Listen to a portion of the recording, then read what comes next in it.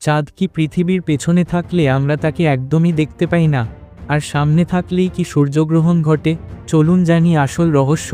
ঠিকই ধরেছেন, যখন চাঁদ পৃথিবীর পেছনে চলে যায় তখন সেটাকে বলে চন্দ্রগ্রহণ, আর যখন চাঁদ সূর্যের সামনে আসে তখন ঘটে সূর্যগ্রহণ। তবে এমনটা প্রতিদিন হয় না। কেন জানেন?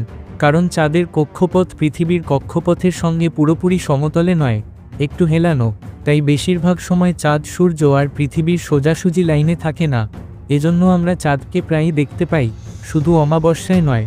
যখন চাঁদ একেবারে সোজাসুজি সূর্যের সামনে আসে তখন সূর্যগ্রহণ হয়। তবে এটাও পৃথিবীর সব জায়গা থেকে দেখা যায় না। যেসব অঞ্চলে চাঁদের ছায়া পড়ে সেখানেই কেবল সম্পূর্ণ সূর্যগ্রহণ দেখা যায়, আর আশেপাশের এলাকায় দেখা যায় আংশিক গ্রহণ।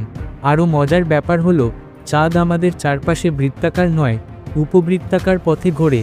কাছে এলে, যাকে বলে পেরিজি, চাঁদ বড় দেখায় এবং পুরো সূর্য ঢেকে ফেলতে পারে। কিন্তু দূরে গেলে, যাকে বলে অ্যাপোজি, চাঁদ ছোট দেখায়। তখন যদি সূর্যের সামনে আসে, পুরোটা ঢাকতে পারে না।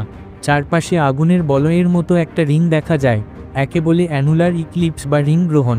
তবে মনে রাখবেন, কখনোই সরাসরি সূর্যের দিকে তাকাবেন না। চোখের জন্য খুবই ক্ষতিকর। নিরাপদে দেখার জন্য ব্যবহার করুন ইক্লিপস গ্লাস বা বানিয়ে নিন নিজস্ব হোমমেড ভিউয়ার।